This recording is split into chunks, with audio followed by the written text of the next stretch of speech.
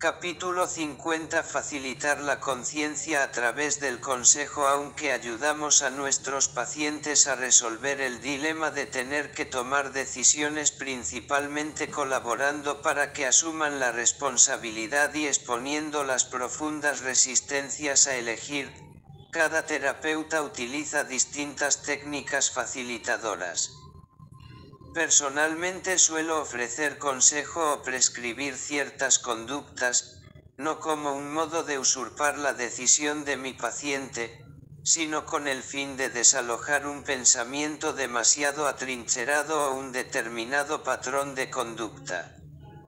Por ejemplo, Mike, un científico de 34 años, estaba desesperado porque no lograba decidir si debía pasar a visitar a sus padres en un futuro viaje de trabajo.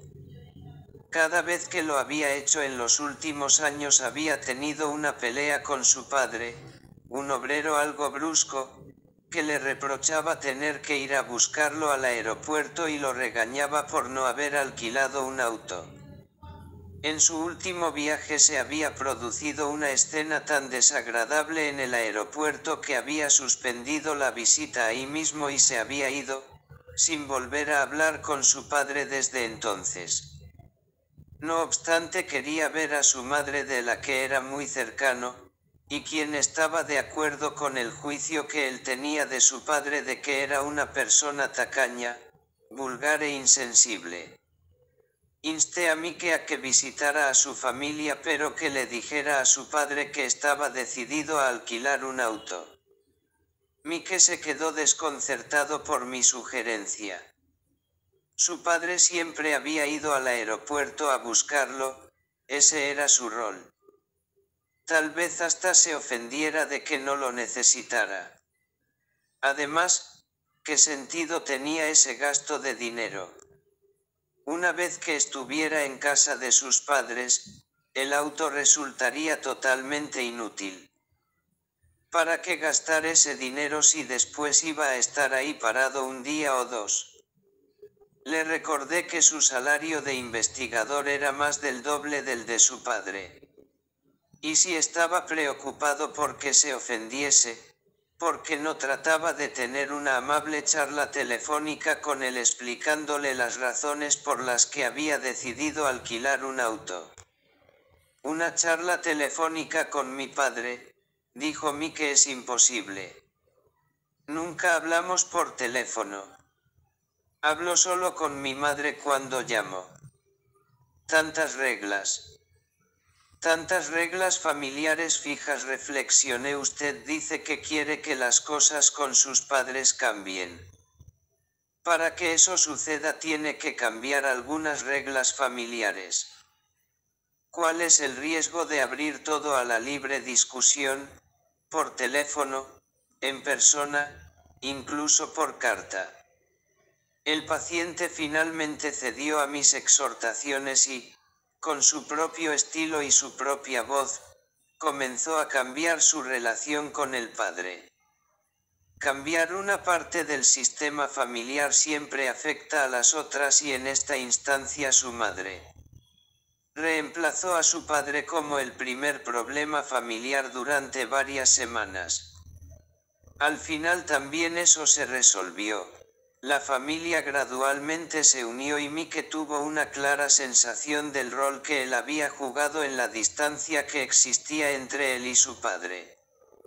Otro paciente, Gerard, no podía dar los pasos necesarios para renovar su tarjeta verde. Aunque yo sabía que por debajo de su postergación había temas dinámicos potencialmente fértiles, estos tendrían que esperar para que los explorásemos, porque si no actuaba de inmediato, estaría obligado a dejar el país, abandonando no solo un prometedor emprendimiento de investigación y una relación romántica floreciente, sino también la terapia. Le pregunté si quería que lo ayudara con la solicitud de renovación de la tarjeta verde.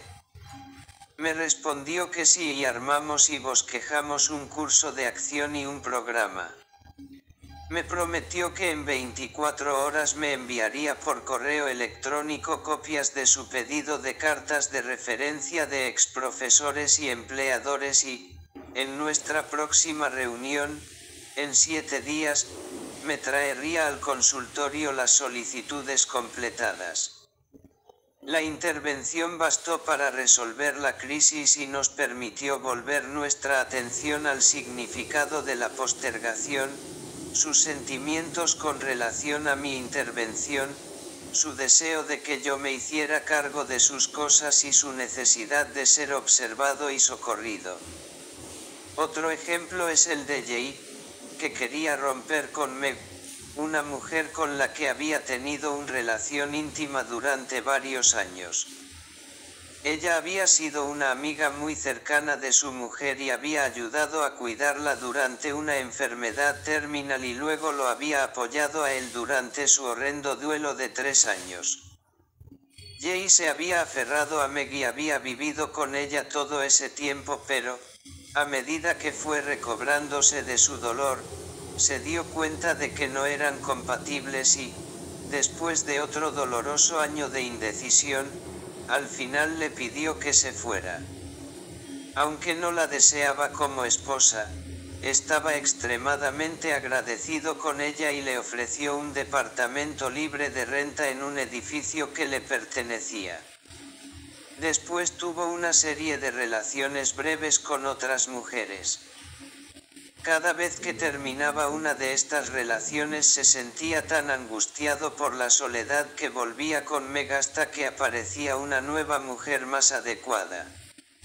Durante todo ese tiempo le daba a entender a Meg, muy sutilmente, que a la larga tal vez formaran de nuevo una pareja. La respuesta de Meg fue poner su vida en espera y en un estado de eterna disponibilidad para él. Le sugerí que sus acciones de mala fe con Meg eran responsables no solo de que él estuviese paralizado en la vida, sino también de gran parte de su propia disforía leve y de su culpa. Él negó que estuviera actuando de mala fe y citó como prueba su generosidad al haberle ofrecido a Meg el departamento libre de renta. Si realmente era generoso con ella, le señalé, porque no le brindaba ayuda de otra manera que no la mantuviese atada a él, por ejemplo, darle directamente un regalo en dinero al contado o la escritura de un departamento. Unas pocas sesiones más de ese tipo de confrontación tuvieron como resultado que reconociese ante sí mismo y ante mí que estaba rehusando egoístamente dejarla ir, quería mantenerla en espera, como reserva, como un seguro contra la soledad. En cada uno de estos ejemplos el consejo que ofrecí no tenía la intención de ser un fin en sí mismo, sino un medio por el cual alentar la exploración de las reglas del sistema familiar, del significado y el resultado de la postergación y los anhelos relacionados con ella, de la naturaleza y las consecuencias de la mala fe. Por lo general, es el proceso mismo de brindar consejo el que ayuda, más que el contenido específico del consejo. Por ejemplo, una vez me consultó un médico que se hallaba paralizado en un estado de postergación. Estaba en serias dificultades con el hospital por su incapacidad para llenar planillas médicas, lo que había provocado que su escritorio estuviera cubierto por una montaña de esas planillas sin completar. Intenté todo para movilizarlo. Visité su oficina para evaluar la magnitud de la tarea. Le pedí que trajera al consultorio las planillas y una máquina para dictados de modo que pudiera hacerle algunas sugerencias técnicas sobre cómo utilizarla. Armamos un programa semanal de dictado y yo lo llamaba para asegurarme de que lo seguía. Ninguna de estas intervenciones específicas tuvo un contenido que sirviera de algo, pero sin embargo el proceso lo movilizó, es decir, el hecho de preocuparme lo bastante como para extenderme más allá del espacio de mi consultorio. La subsiguiente mejoría en nuestra relación al final condujo a un buen trabajo terapéutico que dejó como resultado que él descubriera sus propios métodos para lidiar con la acumulación de trabajo.